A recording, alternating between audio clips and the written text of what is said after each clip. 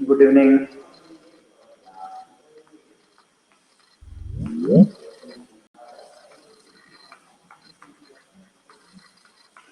Form the differential equation of family of lines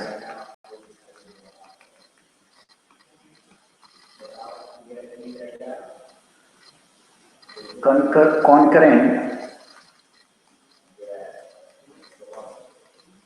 at the origin.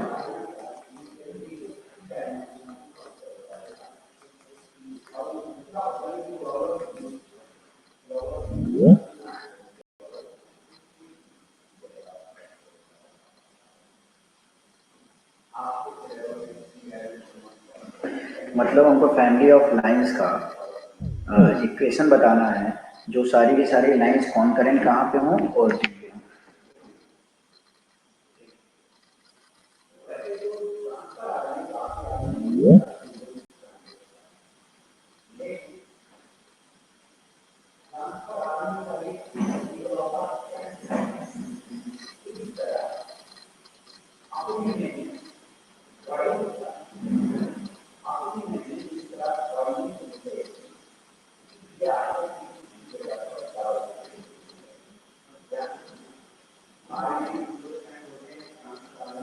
जल्दी बताइए।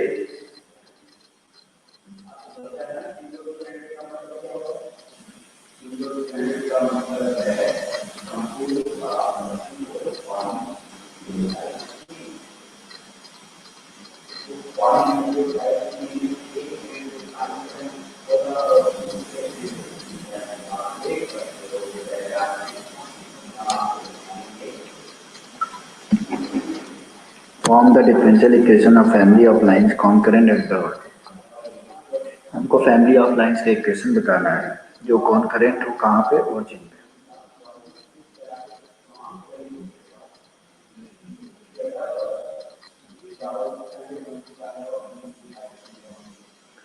तो concurrent at origin पे कहने का मतलब क्या है मालूम है? ये लाइंस होगी कॉन्करेंट मतलब ओरिजिन पे कट कर रही है। तो ओरिजिन से पास करने वाली लाइन का इक्वेशन तो हम लोग जानते हैं क्या होता है ना। क्या होता है? y equal to M X होता है ये। ये हमारा क्या है? Arbitrary constant. कितने बार डिफरेंशिएट करोगे? dy बाई डी एक्स एक बार m। अब m की वैल्यू क्या है? y by X. तो dy बाई डी एक्स क्या हो गया? y by X. यही हमारा क्या बन गया? Differential equation.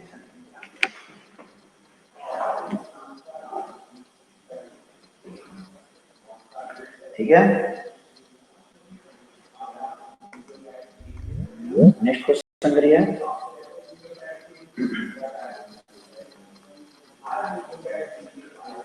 Form the differential equation of all circle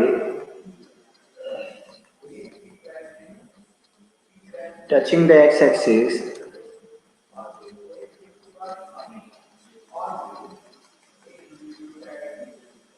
at the origin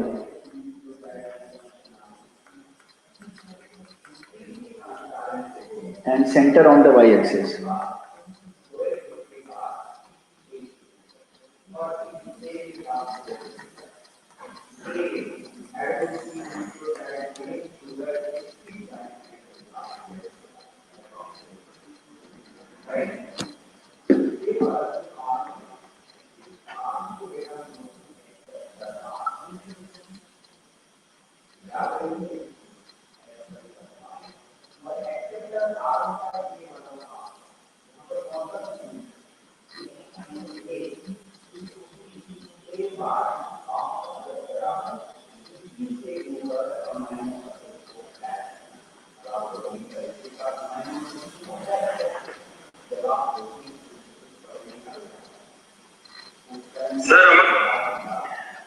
form the differential equation of all circle touching the x axis at origin. Origin पे touch कर रहा है सर्किल और सेंटर हमारा कहाँ है? वाई एक्सिस पे।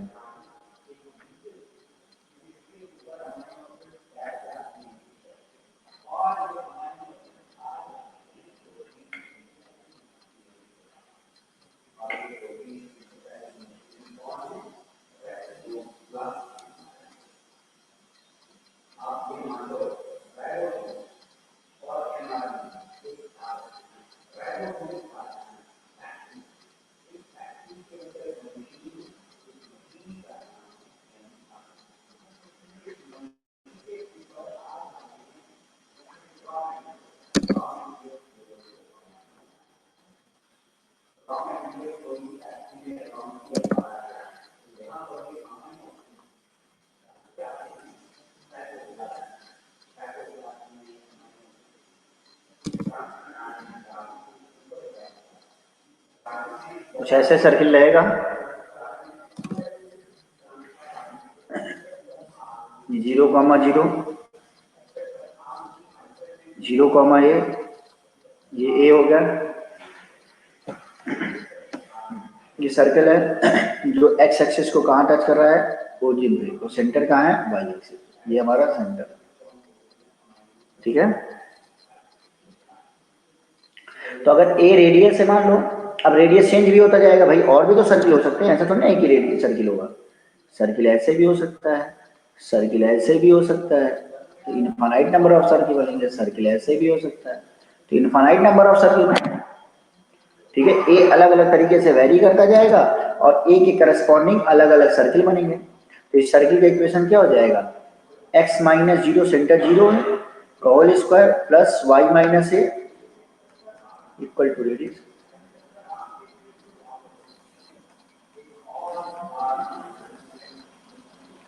अब क्या करें, डिफ्रेंशिएट कर दीजिए, कितने आर्बिट्ररी कांस्टेंट हैं, एक, तो एक बार डिफ्रेंशिएट करिए,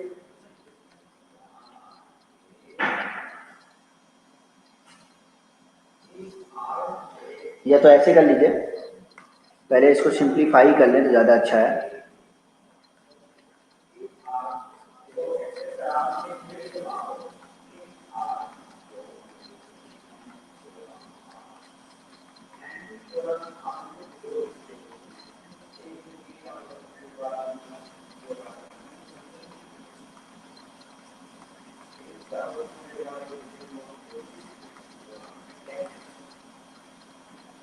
ये हो गया,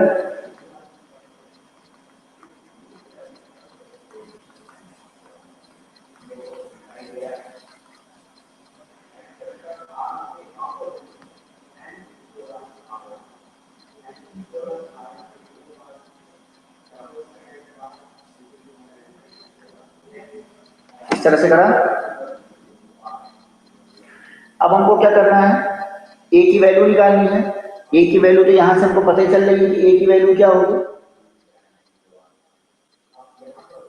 तो यहां से ए की वैल्यू अगर रख दें, यहां से इसको इक्वेशन नंबर 1 मान लें, 1 में रख दें, 1 से रख दें तो x plus y d Y by D x equal to a क्या है हमारा,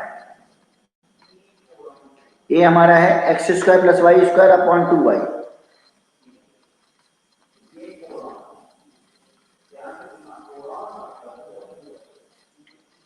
ठीक है,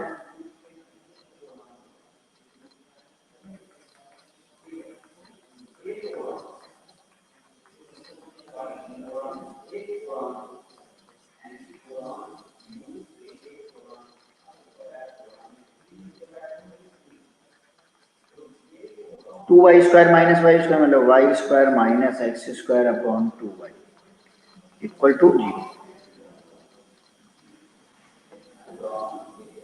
ठीक है, तो यही हमारी रिक्वायर्ड डिफरेंशियल इक्वेशन आ गया ना, कहीं भी आर्बिट्ररी कांस्टेंट कोई भी है नहीं, और D Y by D x का टर्म आ गया, एक्स वाई के टर्म्स आ गया। यहां तक समझ में आ रहा है,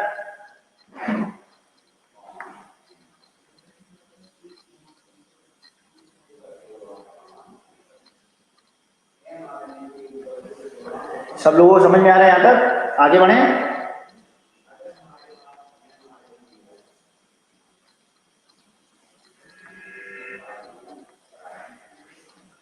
प्रभात हुआ, सबको समझ में आ रहा है।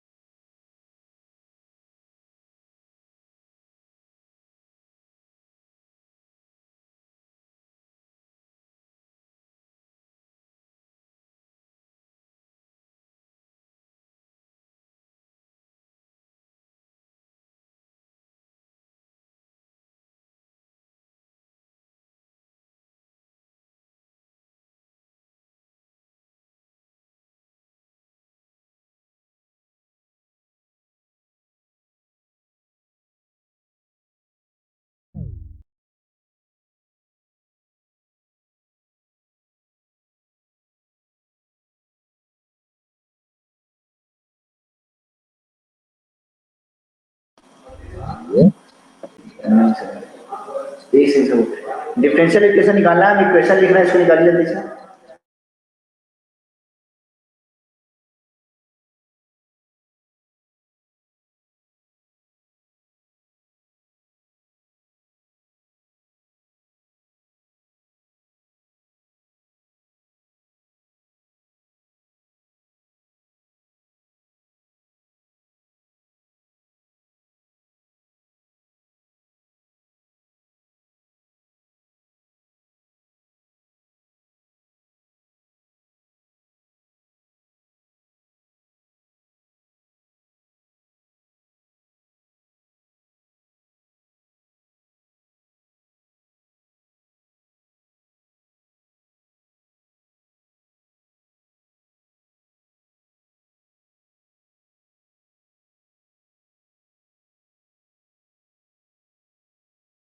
कभी सर फाइनल कर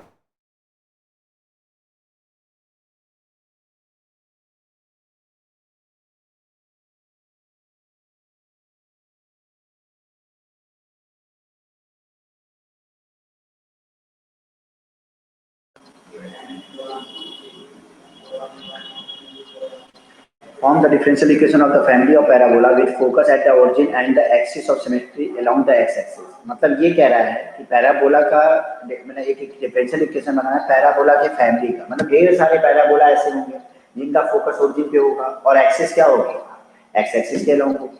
ऐसे तो बहुत सारे पैराबोला होंगे जिनकी एक्सिस क्या होगी, एक्स एक्सिस के अलॉन्ग होगी और वो क्या होगा, फोकस हमारा उनका ओरिजिन होगा। ऐसे तो बहुत सारे पैराबोला होंगे, तो ऐसे पैराबोला का एक जनरल इक्वेशन लिखना है और उसके बाद उससे डिफरेंशियल इक्वेशन का फॉर्मेशन करना है।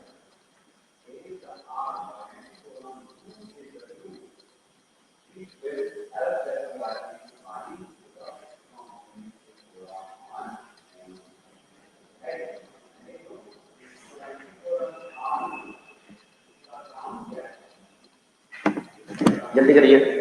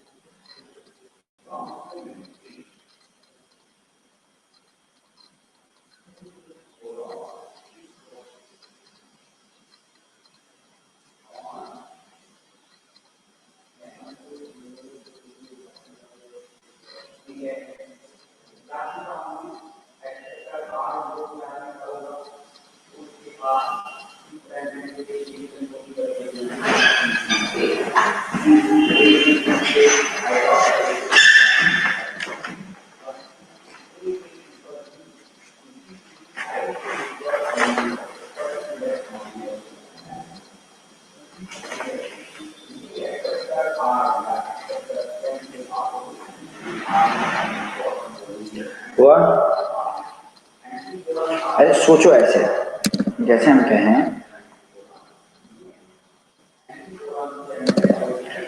अब कोई भी पैराबोला है ऐसे है, इसका फोकस हमारा मान लो ओरिजिन हो गया, ऐसे भी पैराबोला हो सकता है, ऐसे भी पैराबोला हो सकता है, तो ढेर सारे पैराबोला हो सकते हैं जिनका फोकस क्या हो सकता है, ओरिजिन हो सकता है, नहीं हो सकता है। और एक्सिस क्या है, एक्स एक्सिस के अलाउंड देखो है कि नहीं। तो इस फैमिली ऑफ पैराबोला का इक्वेशन कैसे लिखें, कोई भी एक पैराबोला करा, मान लिया इसका वर्टेक्स क्या है, -a,0 है, तो पैराबोला ओपनिंग राइट साइड में है तो क्या लिख सकते हैं, वाई स्क्वायर इक्वल, जैसे भाई वर्टेक्स एक -a,0 है तो वाई -0 का होल स्क्वायर इक्वल टू 4।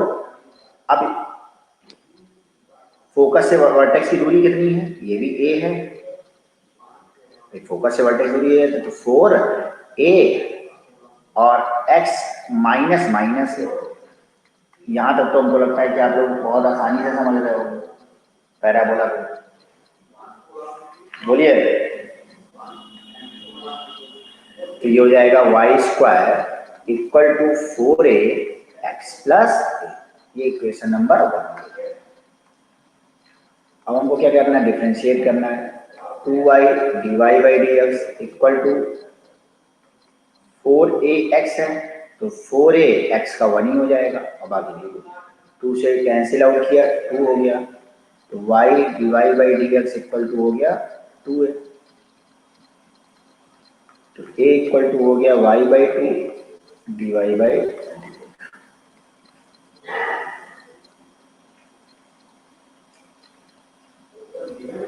ठीक है। तो a की वैल्यू तो निकल आई। अब फ्रॉम 1, अब हमारे पास एक ही आर्बिट्रेरी कांस्टेंट था, तो एक ही का यूज करना, एक ही बार डिफरेंशिएट करना था। अब हमारे पास दो इक्वेशन होंगे, अब किसी तरह इन दो इक्वेशन का यूज करके हमको a को हटाना है।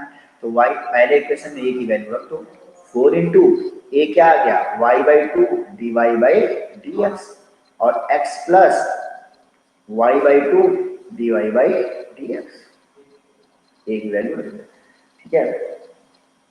तो ये क्या हो जाएगा, Y square equal to 2y, X से मल्टीप्लाई किया dy by D X plus Y square dy by D x का होल स्क्वायर।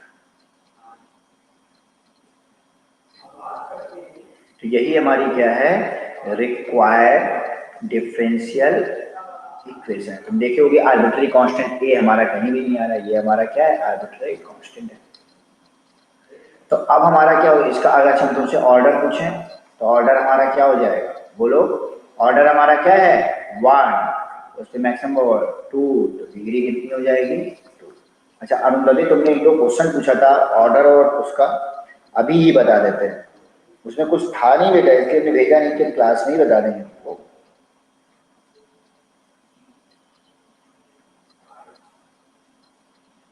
ठीक है अरुंधति, पहले इसको नोट कर लो, तो पहले हम उसी को बता देता, नहीं तो भूल जाएंगे कि डाउट बताना है। वो डाउट के लिए हम रखे हुए हैं, अभी तुरंत क्लास में ही बता देता।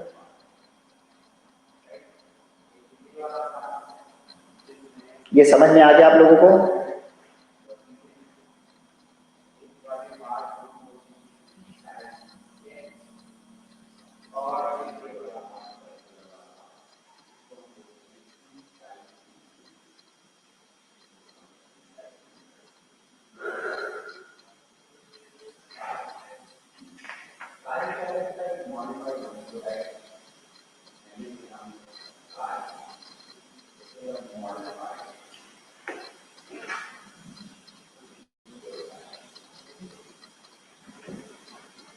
चलो इरेज करें।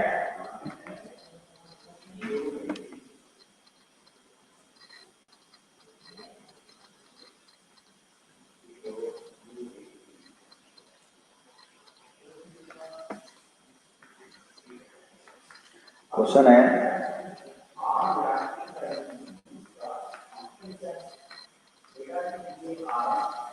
Find the differential equation of all the ellipses whose center is at origin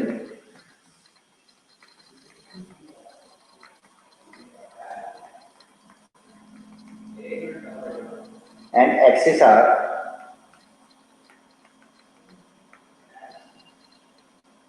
coordinate axes.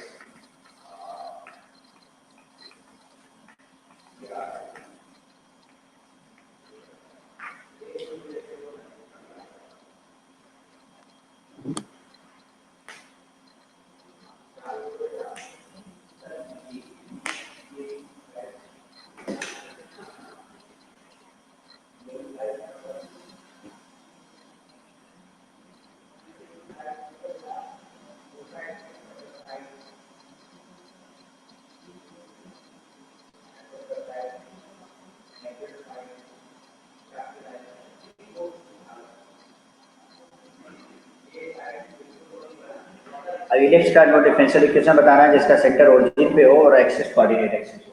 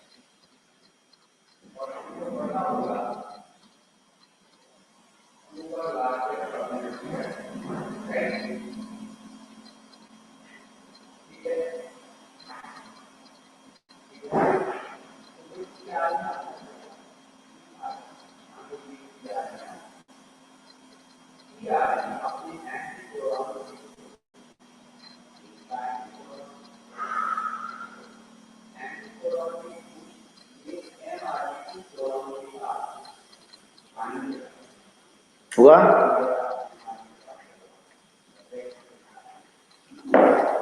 क्या आया प्रभात?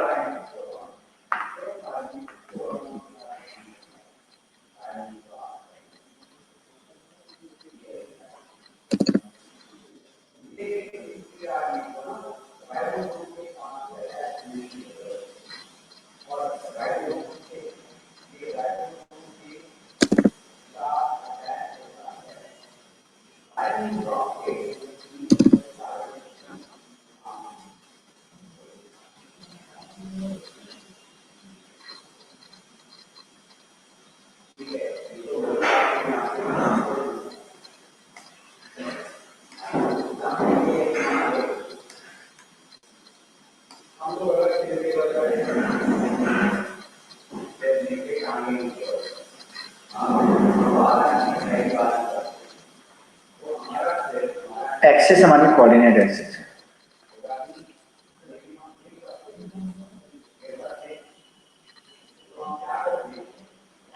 तो इलिप्स के लिए क्या लिखोगे? मान लो ये a,0 है,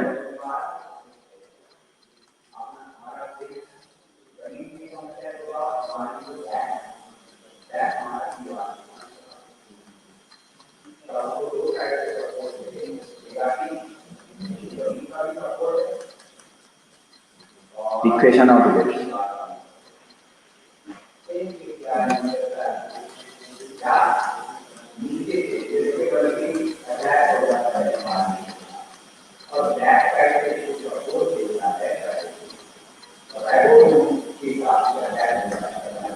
डिफरेंशिएट किया,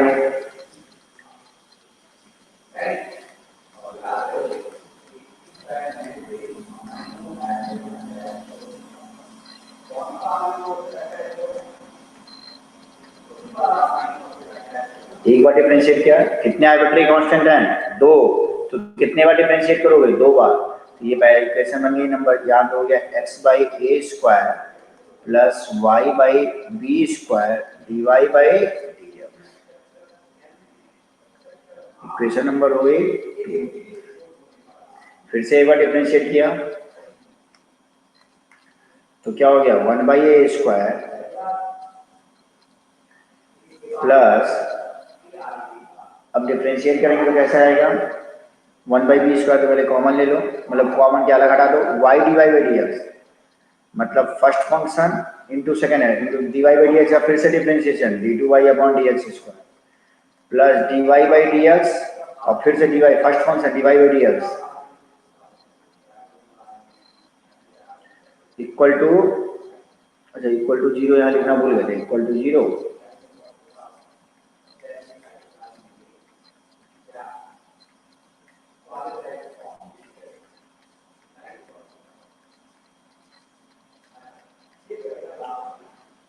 इक्वल टू 0। यहां से क्या आ गया?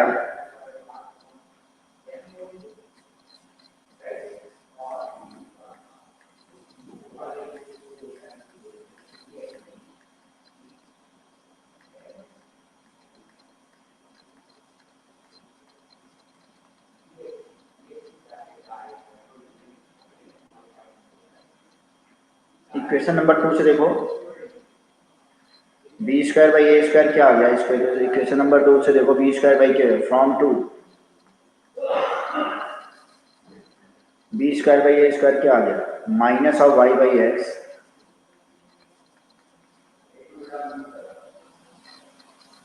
dy/dx।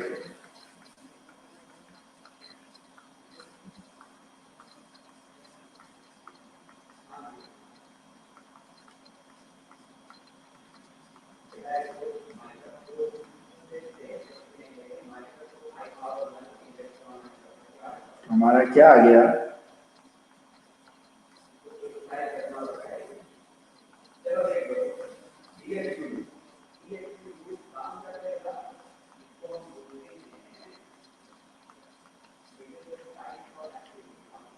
ठीक है, यही हमारी रिक्वायर्ड डिफरेंशियल इक्वेशन है। ऑर्डर क्या है इसका? 2। डिग्री क्या है? 1। Order 2 degree.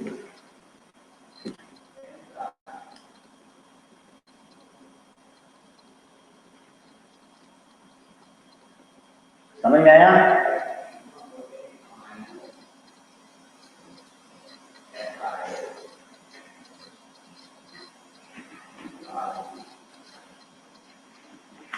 सही था आप लोगों का?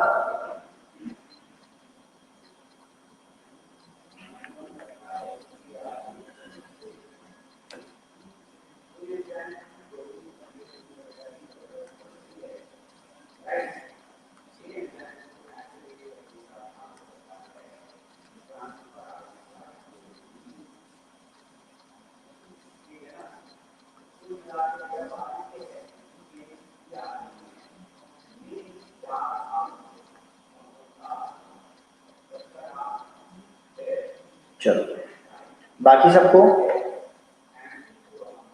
अरुंधति, स्नेहा, प्रभात, निहारिका, गजानन?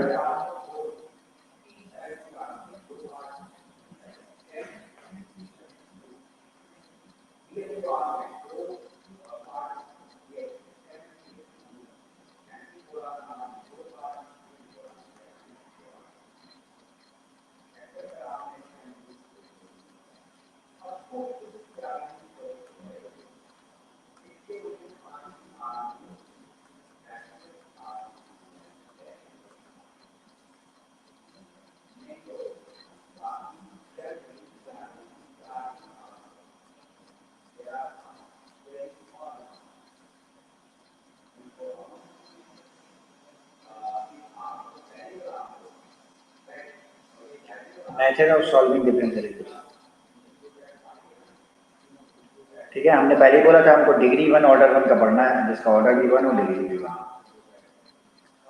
तो पहला मेथड होता है variable separable form.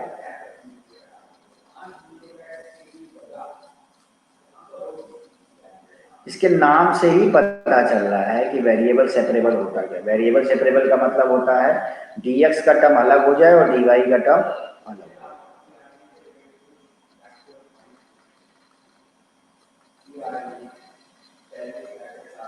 Differential equation of the form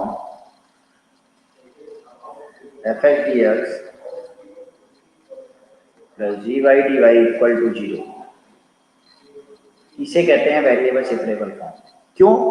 क्योंकि तुम देखो इसमें से dx के संग x वाले टर्म है, dy के संग y वाले टर्म है, दोनों अलग अलग हो गए। वेरिएबल सेपरेबल मतलब जो इनके वेरिएबल है वो सेपरेट हो, इसीलिए इसको कहते हैं वेरिएबल सेपरेबल फॉर्म। सॉल्व करने का तरीका,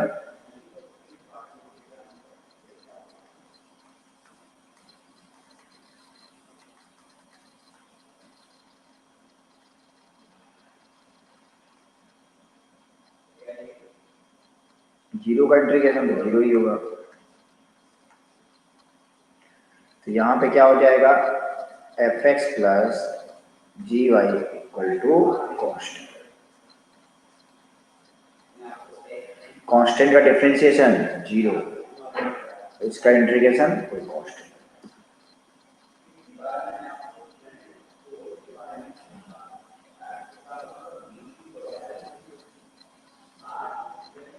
तो मतलब वेरिएबल सेपरेबल फॉर्म को सॉल्व करने के लिए हमको ये रहना चाहिए कि किसी में हम वेरिएबल सेपरेबल फॉर्म तभी लगाएंगे जो हमारे x के टर्म y के टर्म एकदम अलग हो जाए। जैसे क्वेश्चन हम एक करके बताते हैं, उसी हिसाब से आप लोग अलग अलग करिएगा। जैसे x y square plus 1 dx,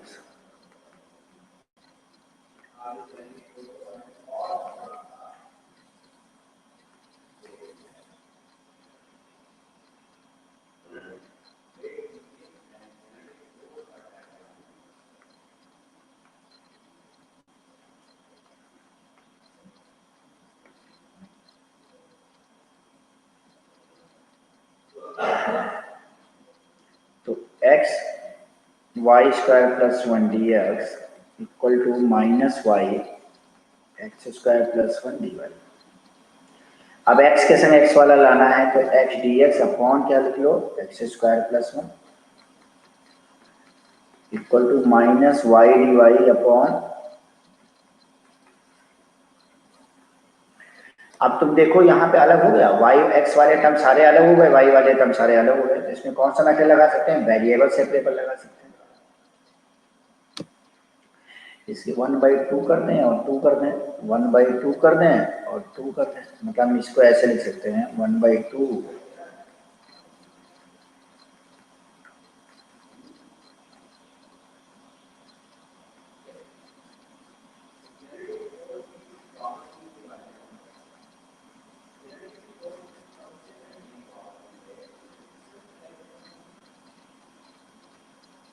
x square plus 1 को टी मानेंगे तो 2 x d T T x d T में चला जाएगा, तो 1/t डी टी हो जाएगा, 1/2 एल एन टी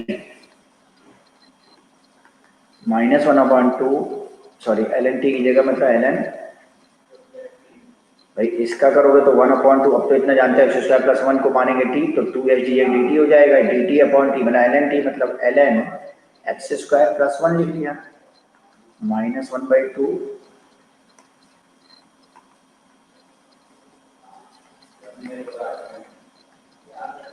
ये प्लस सी कांस्टेंट एक ऐड कर दिया, यहाँ पे 1/2 ले लिया, l n x square plus 1 plus l n y square plus 1 equal to c. यहाँ से क्या आया,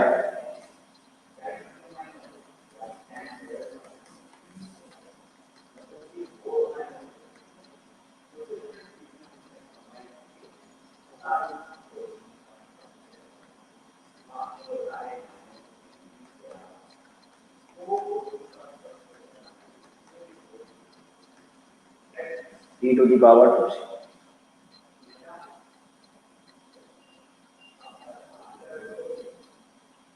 इसको भी चाहो जैसे एल एन है ना, तो कांस्टेंट को भी एल एन के ही फॉर्म में लिख लो, इसको भी एल एन सी लिख लो, जब एल एन रहे तो इसको भी एल एन सी लिख लो, कोई दिक्कत नहीं।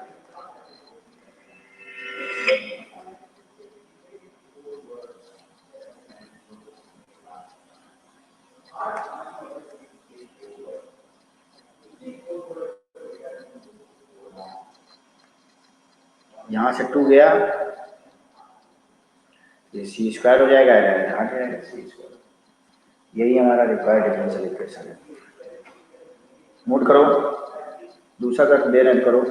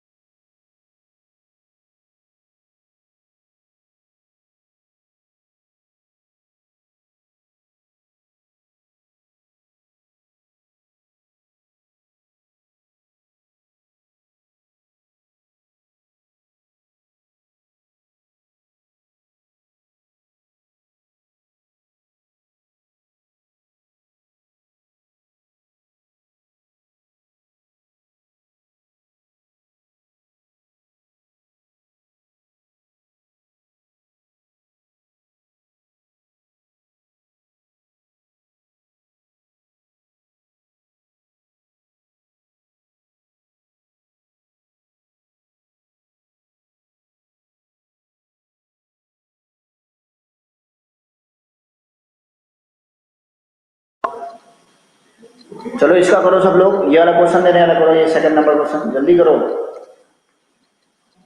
जल्दी करो।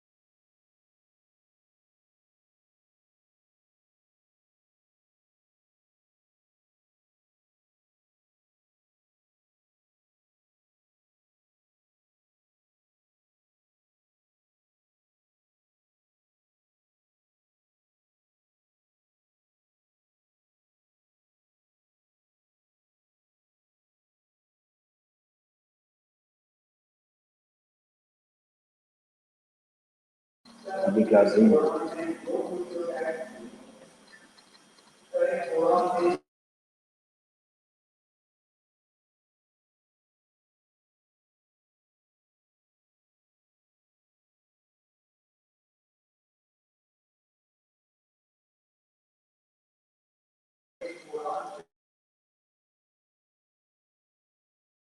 चलो यार लगाओ जल्दी। हो गया।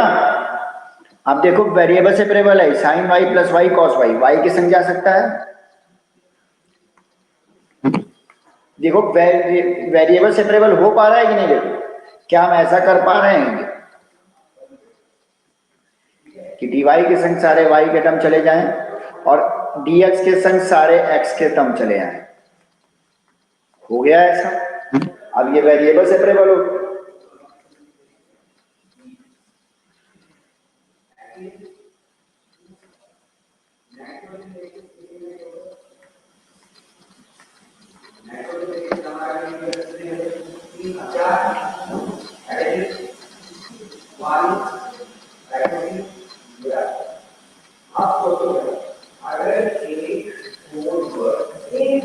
ln x प्लस 1 और ये इंटीग्रेशन ऐसे लिखा जा सकता है, इंटीग्रेट कर दिया तो integration of sine y d y plus first और सेकेंड फंक्शन, तो first function into integration of second sine y minus integration of differentiation of y with respect to y one into cos y का integration sine y d y equal to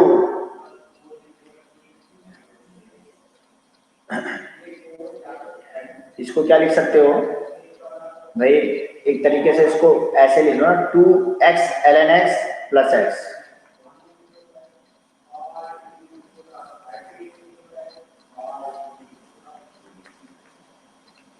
to बाहर निकाल लिया, x ln x का first function into integration of second minus integration of differentiation of first function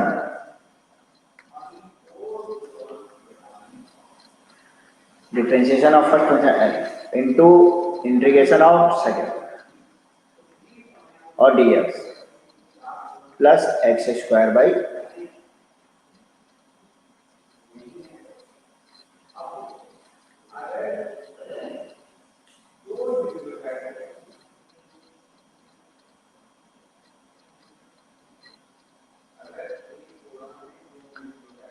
देखो सही है, first function into integration of second X square by 2 minus differentiation of first function into integration X. ये और ये तो cancel out हो गए, अब प्लस सी कर दो, sine Y Y sine Y equal to 2 ln x into X square by 2, या ऐसे लिख लें 2 से 2 कट जाएगा और एक्स स्क्वायर ln x आ जाएगा, फिर 2 से 2 कैंसिल आउट होगा, x से x तो माइनस x, यहाँ पे x बचेगा और x का integration x square by 2।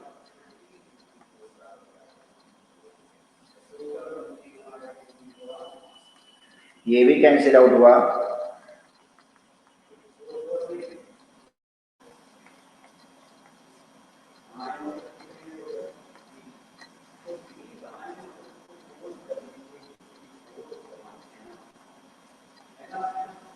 y sin y equal to x square ln x plus सी।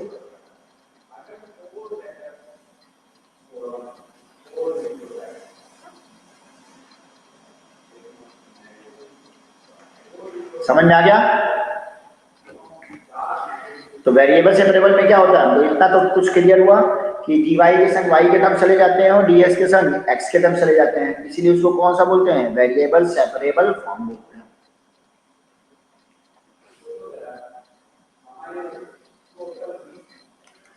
चलो नेक्स्ट वाला करते हैं।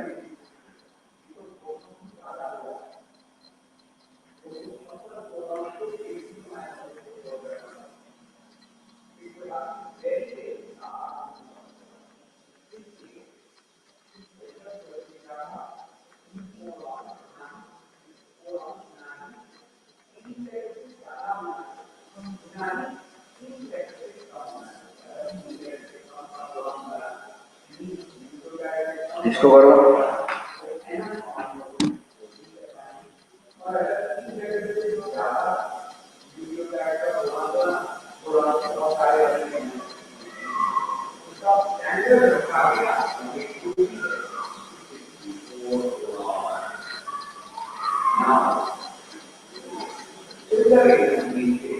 इसमें कई तरह के इंटीग्रेशन तुमको एक साथ करने पड़ेंगे, कुछ कुछ आएगा इसमें। चलिए देखिए, कोशिश करिए।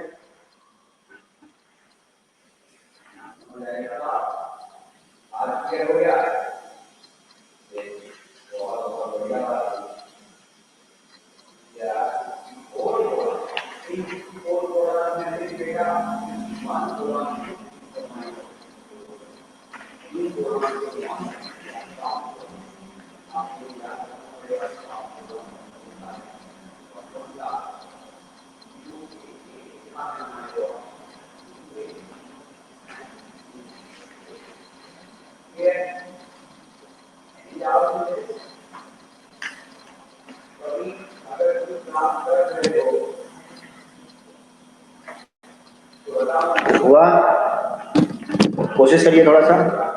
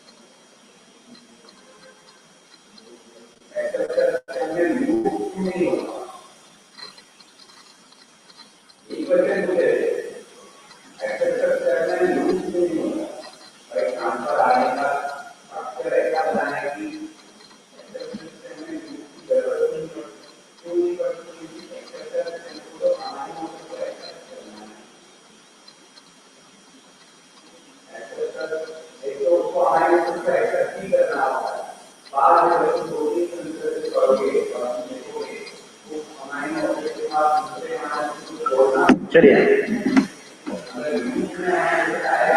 बताएं।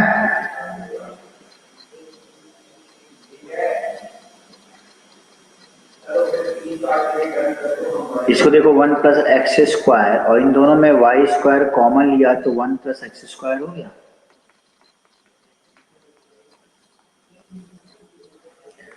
इसको ऐसे भी लिख सकते हैं।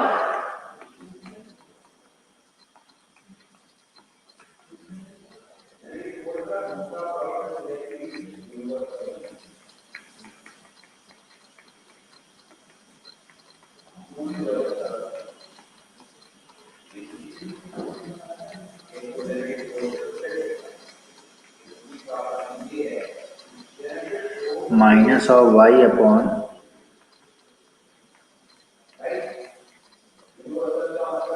देखो ऐसे लिख सकते हैं। तो dx के संग x वाले टर्म चलेगा, dy के संग y वाले टर्म चलेगा।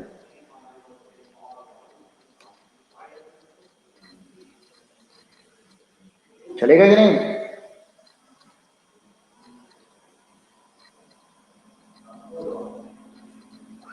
आप इसको इंटीग्रेट करो। कैसे इंटीग्रेट करोगे सोचो। क्या इसको ऐसे लिख सकते हो, √1+x² से अगर ऊपर नीचे मल्टीप्लाई कर लें, यहाँ पे ऐसा हो जाएगा।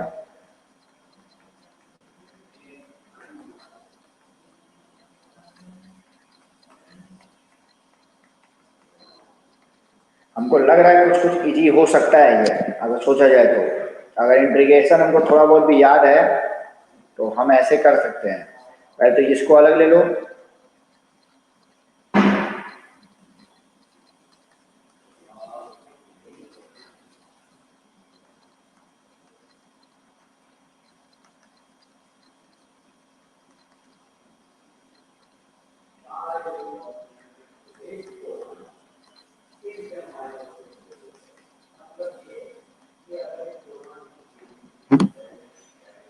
ठीक है।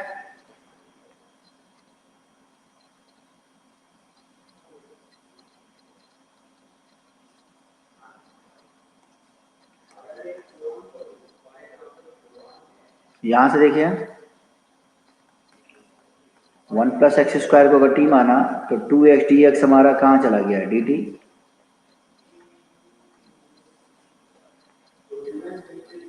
या ऐसे कर ले, सबसे आसान है, इसको हटाओ, यहाँ पे तो 2 था ही, ठीक है। इसके बारे में सोचो पहले, सबके बारे में लाइन से सोचते हैं। सोचो, एक अलग अलग निकाल लेते हैं, सबसे बेस्ट है अलग निकाल लेते हैं। इसको मान लेते हैं I1, ये है I2 और ये है हमारा I3। बोलो, ऐसे सोचा जाए। एक्स स्क्वायर में एक एक्स कटा, यहाँ 2x रहेगा, 2 भी नहीं रहेगा यार, सिर्फ x रहेगा। तो अब I2 निकल जाएगा तो I3 भी निकल जाएगा, क्योंकि x upon under root 1 plus x square है dx, ये y upon under root 1 plus Y square dy है, दोनों का तो सेम ही है। अब I1 के बारे में सोचें, इक्वेशन नंबर मान लो 1, I1 सोचो क्या लिखा है, 1 अपॉन एक्स, अंदर से एक्स स्क्वायर कॉमन आया तो ये एक्स स्क्वायर हो जाएगा, और under root 1 upon x, x common आया सिर्फ, नहीं एक्स स्क्वायर लेना पड़ेगा 1। इससे कोई फायदा मिल रहा है? मिल तो रहा है, क्या मिल रहा है देखो,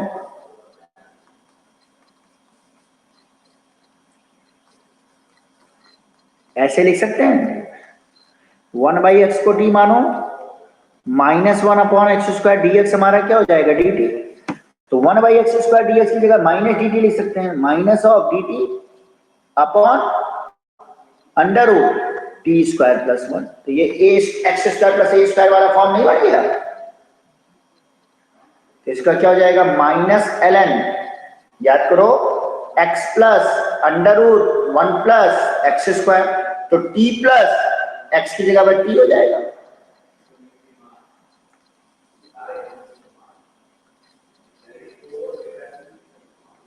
और t माना किसको था, 1 बाई एक्स, अंडर रूट, अगर 1 बाई एक्स स्क्वायर करेंगे x square plus 1 upon x हो जाएगा।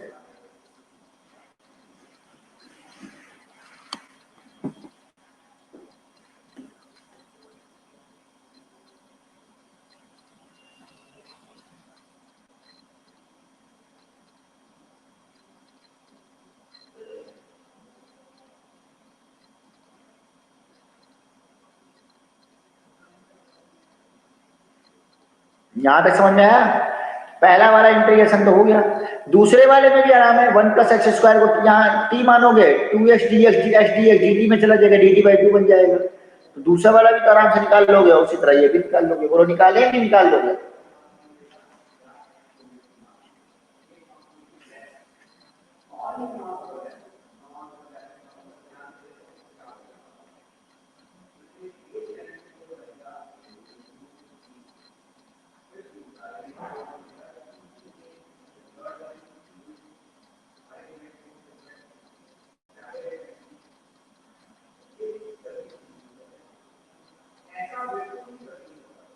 निकाल लोगे सारे लोग कि बताएं, किसी को पूछना है कि सब लोग निकाल लोगे, बताओ।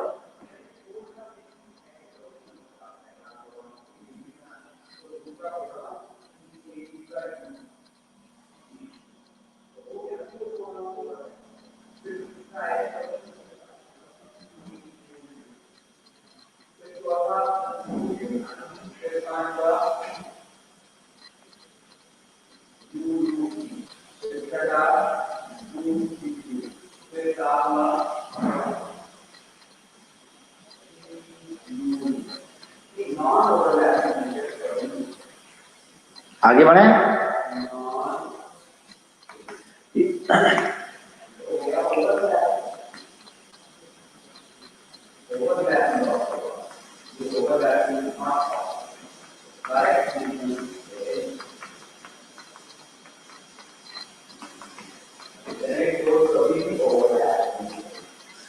find equation of curve not passing through origin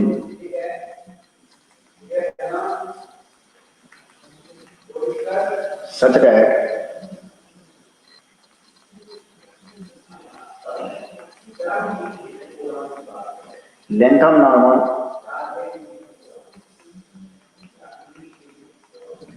eight A point P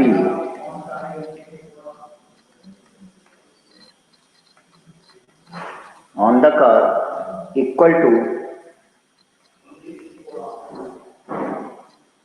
radius vector of P.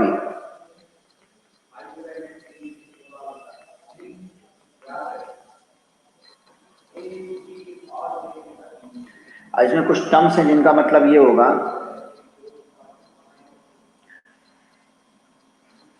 कि रेडियस वेक्टर क्या होता है, चलो उसको बता देते हैं।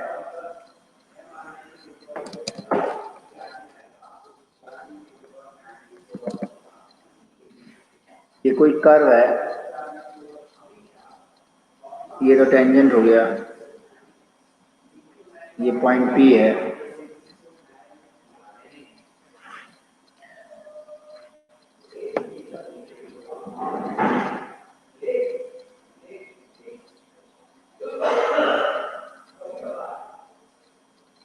ये नॉर्मल है,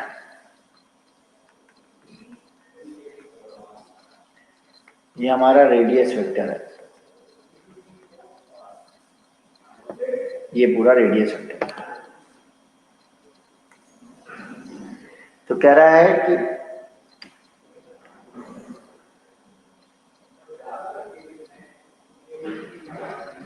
कि OP इक्वल टू PQ।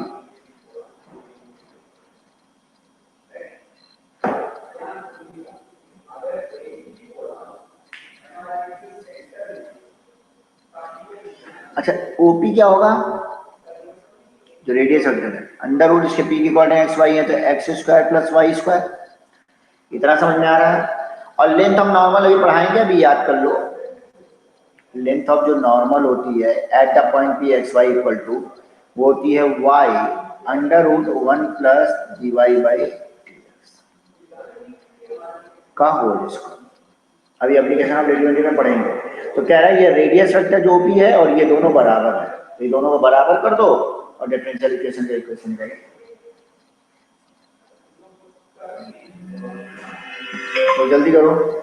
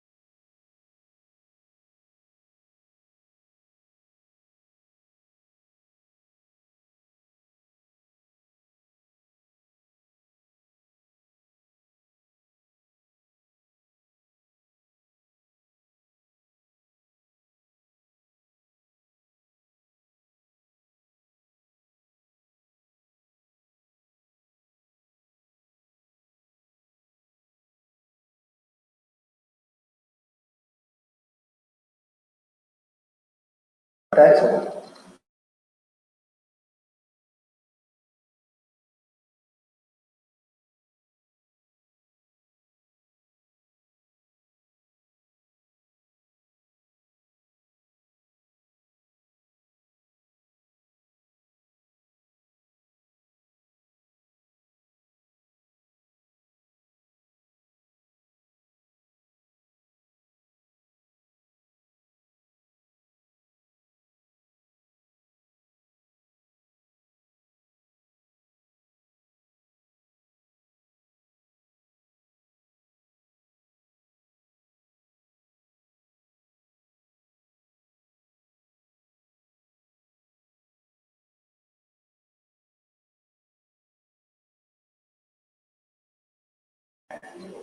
वो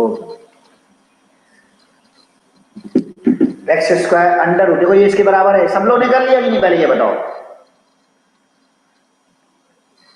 तो कुछ करा जाए, तो x square plus Y square equal to क्या हो जाएगा? आवाज तो आ रही है, वो तो हम बिना बोले भी लिख रहे थे क्योंकि हम जान रहे हैं ये सब तुम लोगों ने कर लिया होगा। ये कैंसिल आउट हो गया, तो x upon y equal to हो गया d y upon d x का होल स्क्वायर, यही ना? तो d Y by D x बेटा क्या हो गया? Plus minus x upon y. तो यहां से क्या ले लिया? एक्स डी एक्स को क्या कर दिया? वाई डी वाई के बराबर कर दिया। ये plus minus x square by two d integrate कर दिया, plus minus x square by two कितना हो गया? Y square by two plus c हो गया। ये कैंसिल आउट कर दिया तो एक्स स्क्वायर, ये जो समझ गया इक्वेशन क्या आ गया तुम लोग का?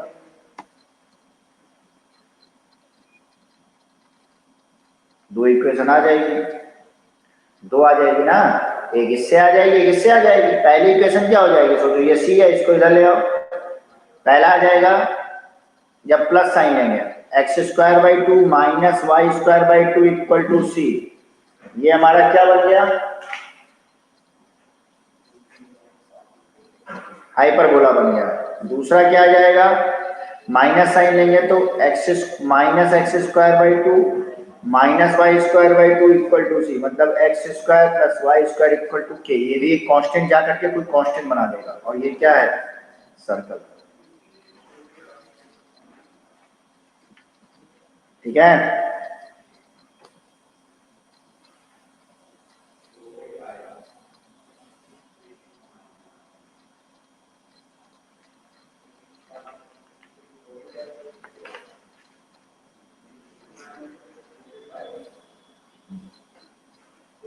यहां तक समझ में आया? सी तो अरे बेटा सी दोनों तरफ होगा, लेकिन उधर जाके एक नया कांस्टेंट बना देगा, उसको भी सी नाम दे दो। जैसे हमने कहा x plus three equal to y plus, ये भी तो इधर जाएगा तो वन बचेगा, एक नया कांस्टेंट हो गया। दो दो कांस्टेंट लिखने की क्या जरूरत है? कांस्टेंट में से कांस्टेंट अगर सब्ट्रैक्ट हो, एड ऐड हो, मल्टीप्लाई हो, तो एक कांस्टेंट बनाएगा कोई।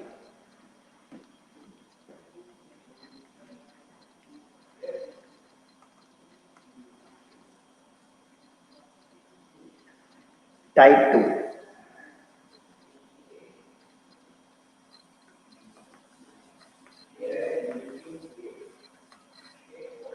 differential equation of the form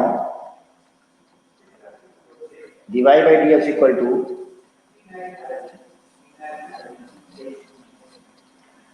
f of ax plus by plus c।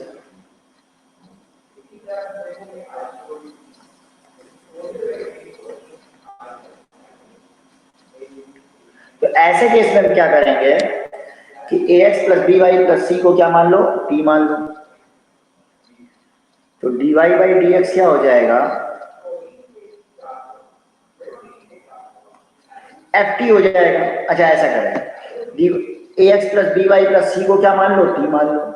ठीक है, ऐसे केस में ऐसे करा जाता है। लेकिन जैसे एक एग्जांपल लेकर के करेंगे तो पता चलेगा। जैसे हमने कहा dy by dx equal to f of ax plus by plus c का फॉर्म है, तो उसमें ax plus by plus c को एक नया वेरिएबल t मान लिया और फिर डिफरेंशियल इक्वेशन को dt के फॉर्म में चेंज किया। जैसे हमने कहा dy by dx equal to, हमने कह दिया sine of x plus y है। अब क्या इसको हम वेरिएबल सेपरेबल बना सकते हैं? नहीं बना सकते। क्यों? क्योंकि साइन अगर नीचे आएगा भी तो x और y दोनों साथ लेकर के आएगा, dx के पास जाएगा तो भी x और y साथ लेकर के जाएगा। तो हमने क्या किया, हमने देखा ये इसी फॉर्म में है, dy by dx equal to f of एक फंक्शन है जो x और y दोनों का लीनियर फंक्शन है, तो x प्लस वाई को हमने t मान लिया, तो x के रिस्पेक्ट में डिफरेंशिएट किया,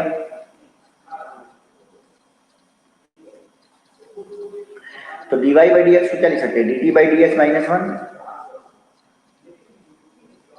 इक्वल टू साइन टी। यहां से dt by dx क्या आ गया?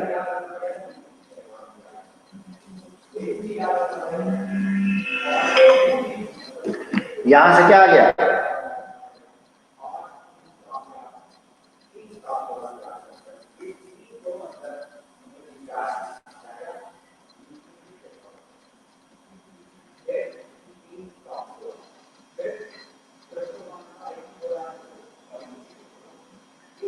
चलो करो, आप कर लोगे?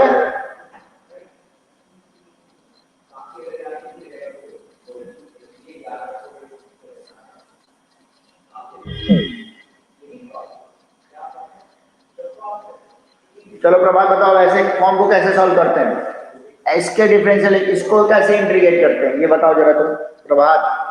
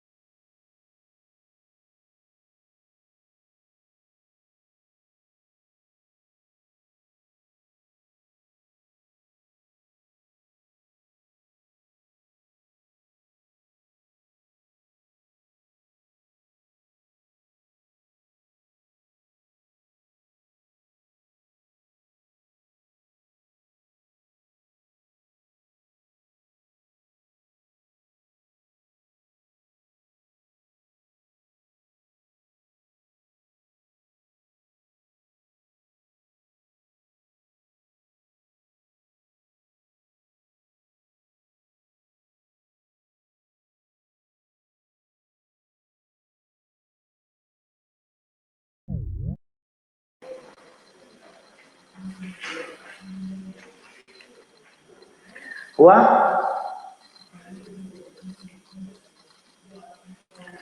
कॉस स्क्वायर से डिवाइड करके? अरे गधा, अरुंधति कैसे करोगी?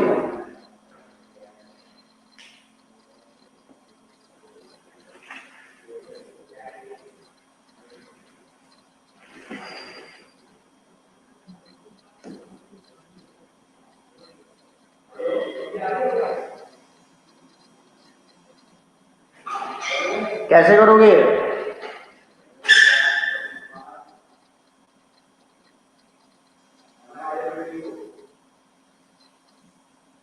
अरुंधति, स्नेहा, पीयूष, निहारिका, गजानन, बताओ कोई भी लोग।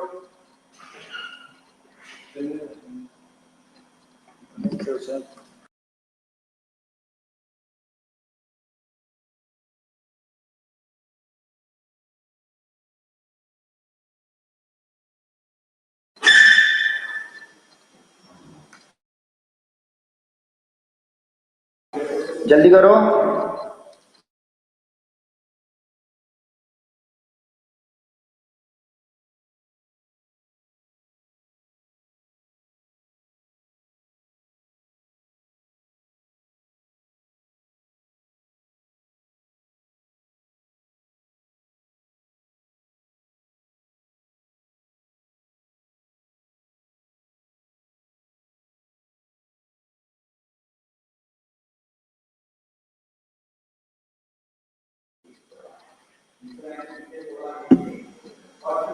हाँ, 2 tan x upon 1 + tan square x/2 सही है। समझे प्रभात? कर लोगे?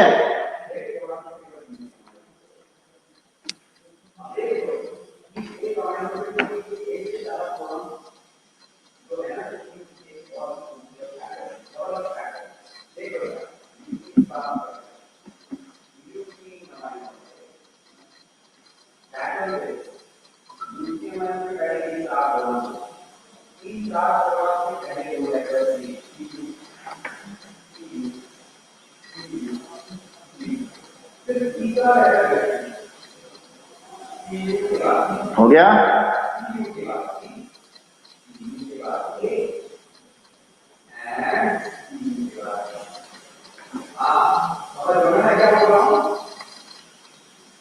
आगे बढ़े?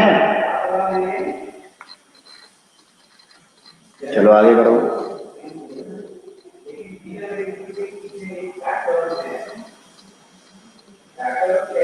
dy/dx =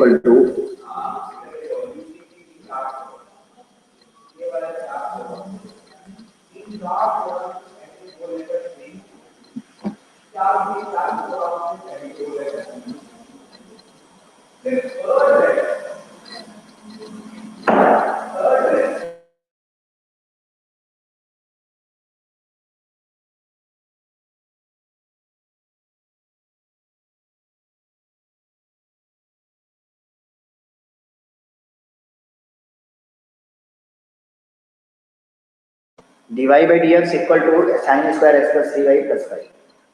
जल्दी सॉल्व करो, सॉल्व करो, पानी भी क्या आ रहा है।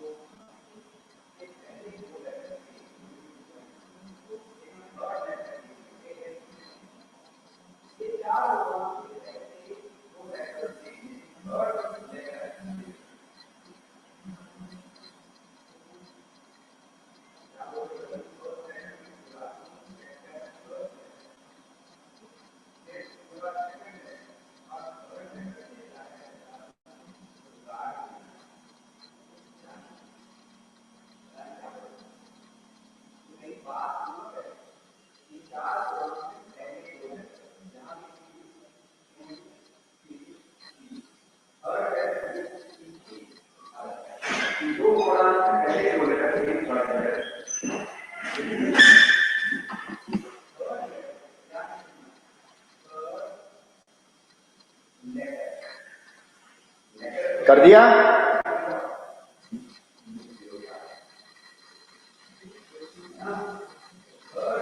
बाकी लोग भी करो जल्दी।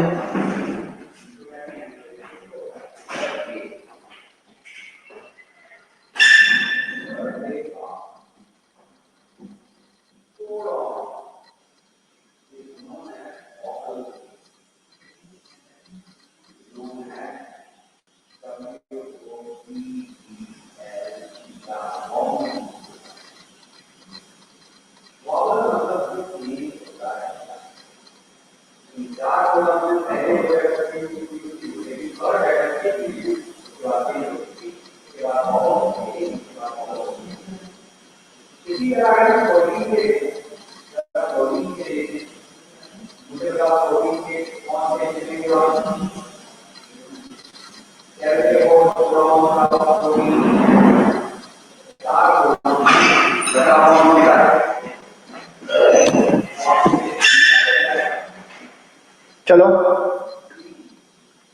Late x plus 3y equal to 2, 1 plus 3 dy by D x equal to, अब इसको अलग तो कर नहीं सकते थे कि y के नीचे y वाले टर्म क्योंकि साइन के अंदर है, तो ऐसा हमने कर लिया dy equal to d t by D x. ठीक है, तो dy बाई डी एक्स यहां से क्या आ गया,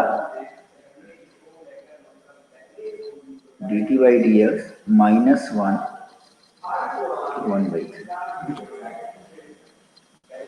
यहां से इसको क्या लिख सकते हो, 1/3 d t by D x minus 1 equal to sine square t plus 5।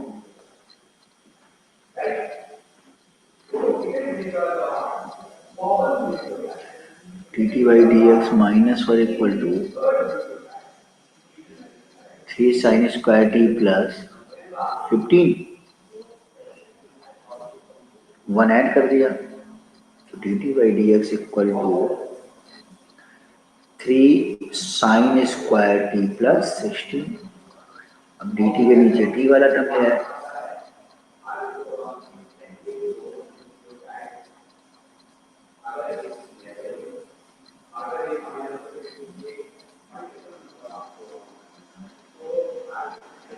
तो इसका मतलब क्या होगा,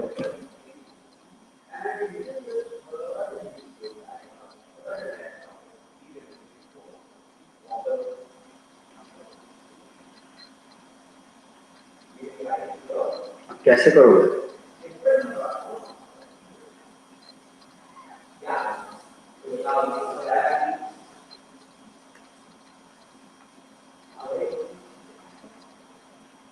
बोलिए।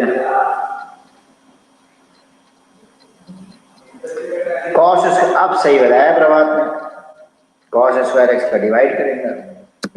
सही है प्रभात, सही बता रहा है, गलत बता रहा है तुम लोगों को?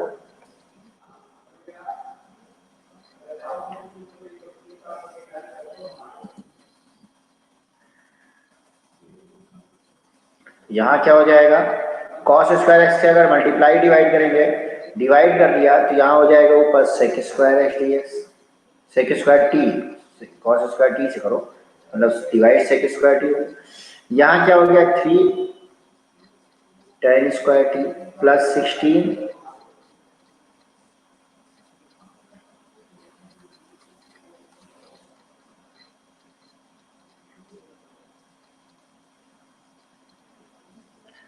16 plus 16 tan square,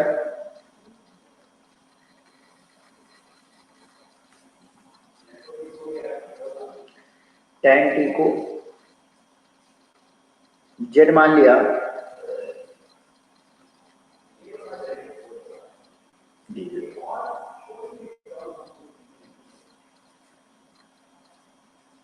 dz upon 16 plus 19 z square equal to integration of D.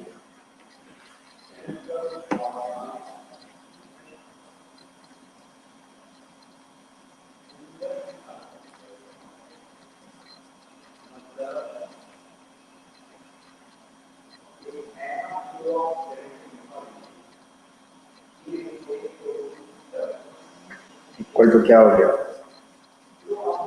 Plus c हो गया। अब इसको सॉल्व कर लोगे या नहीं कर लोगे?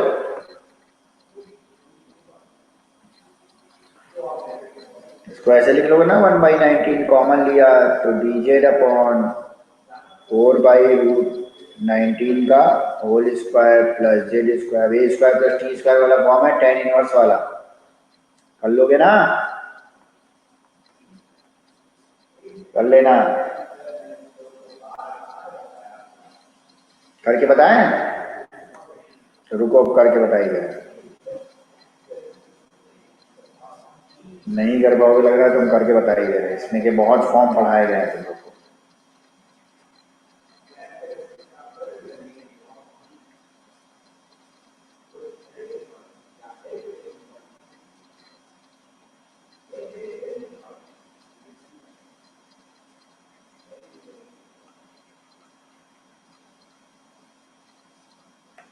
इसको क्या लिख सकते हो, D Z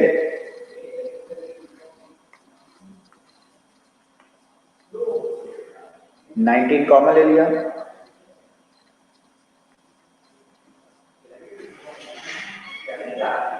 D Z upon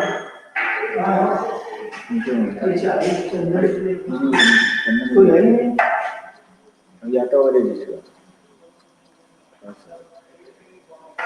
ये तो अभी कब आएगा मुसलमान को कश्मीरी।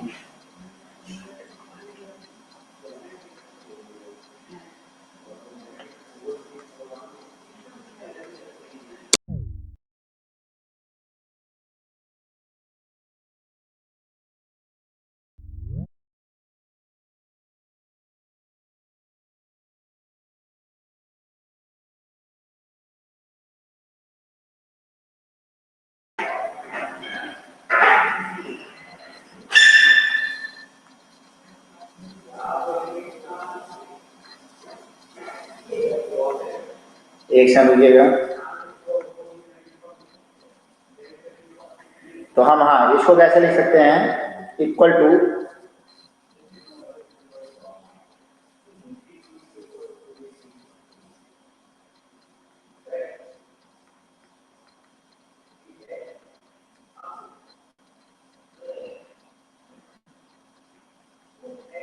ये हो गया,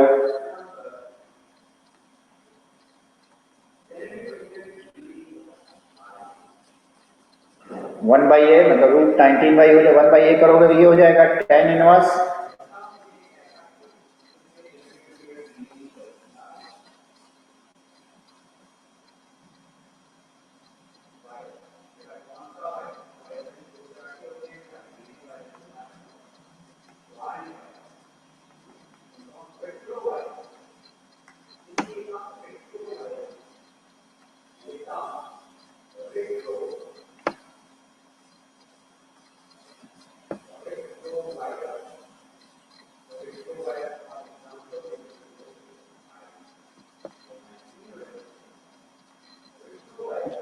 ये हो गया।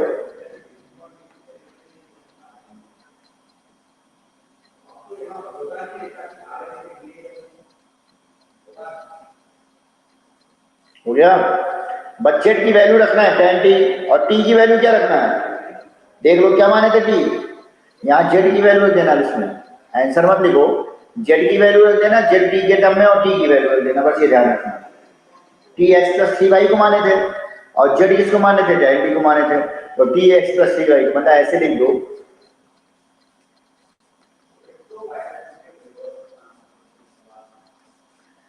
tan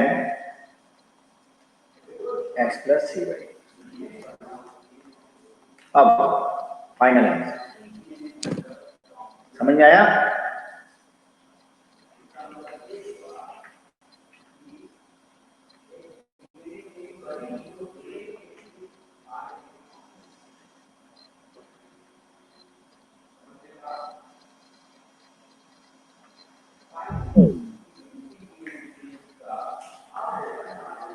नोट करते रहिए सारे, अभी वेरिएबल सेपरेबल ही चल रहा है, अभी जो फॉर्म वेरिएबल सेपरेबल में नहीं थे अगर वो बन सकते हैं वेरिएबल सेपरेबल फॉर्म में तो उनको हम कन्वर्ट करके बना रहे हैं।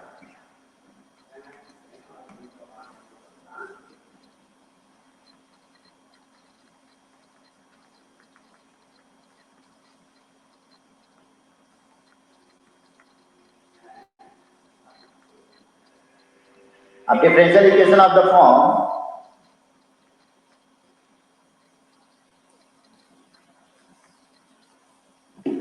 a1x plus b1y plus c1 a2x plus b2y plus c2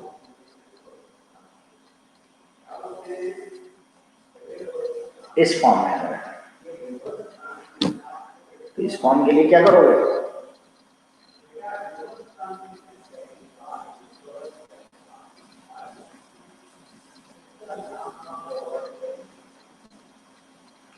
अगर ऐसा है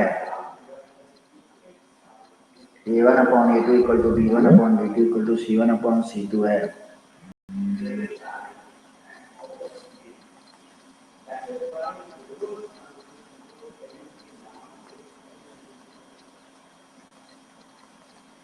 तो लाइन्स हमारी कैसी होंगी, पैरेलल लाइन।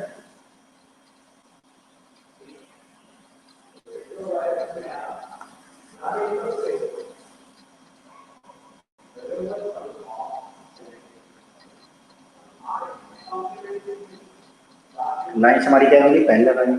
तो क्या करना है,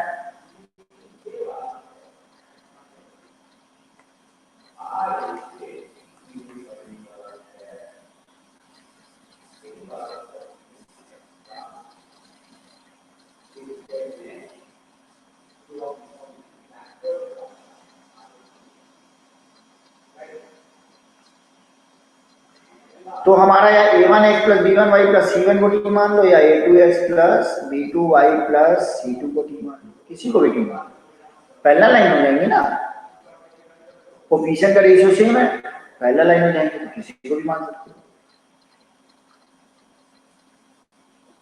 जैसे हमारे पास क्वेश्चन आ गया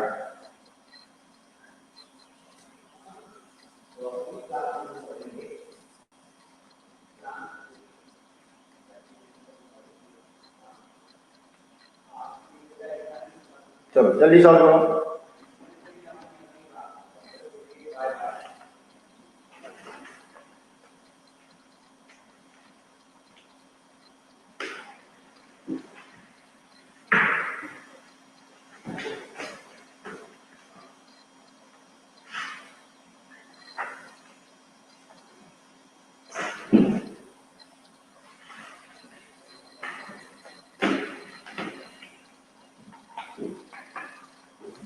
हुआ?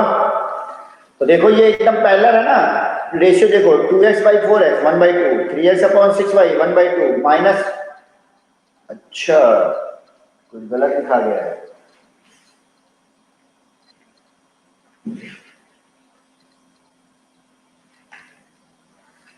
अच्छा पैरेलल लाइन है तो जरूरी थोड़ी ना है ये तो कोइंसाइड हो जाएंगे, इनका रेशियो सेम होना जरूरी नहीं है। पैरेलल लाइन है तो a1/a2 और b1/b2 है तो भी पैरेलल लाइन है, तब इसको मानो सही है। तो 2x/4x 1/2, 3y/6y 1/2, ठीक है सही है। हम इसको d मान लें, ये 2d हो जाएगा, है कि नहीं? तो मतलब लेट 2x + 3y - 1 = t, तो 2 + 3 dy/dx = dt/dx। तो हम लोग निकाल लें, मतलब ऐसे लिख सकते हैं 2dx, मतलब हम ऐसे लिखें 2x + 3y - 1, नहीं ये 2t नहीं हुआ बेटा, अब ये t मानोगे तो ये 2t नहीं है, देखो -5 है ना, तो अभी दिखाते हैं, रुक जाओ क्या होगा, अपॉन 4x + 6y - 5 = -dy/dx। यहाँ से ऊपर वाला t हो गया और -1 अलग कर दोगे तो -4 बचेगा, और ये हो जाएगा t - 4 = -dy/dx की जगह क्या लिख सकते हो, dt/dx -2 और होल अपॉन 1/3। तो यहाँ से क्या आ गया, -3t/t - 4 और +2 = dt/dx। ओ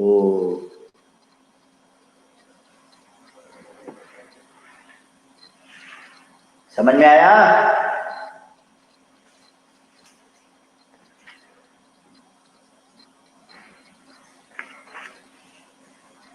अब तो कर लोगे, अब तो कर लोगे, यहाँ से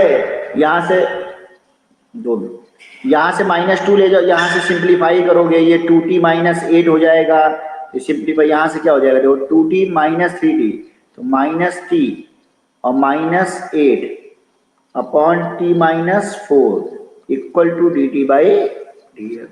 अब t के संग dt वाला कर दिया और dx यहाँ अकेला हो जाएगा, आप सॉल्व कर लो, आराम से हो जाएगा, लीनियर अपॉन लीनियर का फॉर्म है, कर लोगे?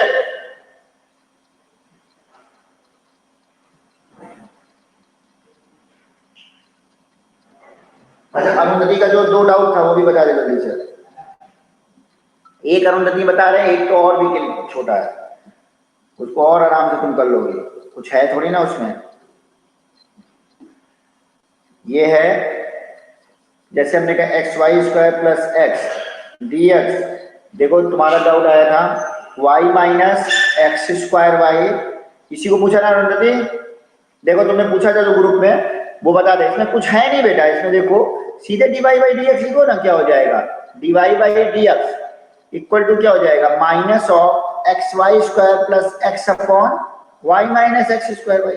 इससे क्या मतलब है, इसको देखो ऑर्डर दिख रहा है ना तुमको, क्या है, क्या है ऑर्डर, 1 डिग्री 1, एक ये हो गया। इसी तरह से तुम देखो, तुम एक और बेटी हो, उसको भी तो ऐसे ही करना है, उसमें भी dy/dx दिख रहा है साफ साफ, ऑर्डर 1 डिग्री 1।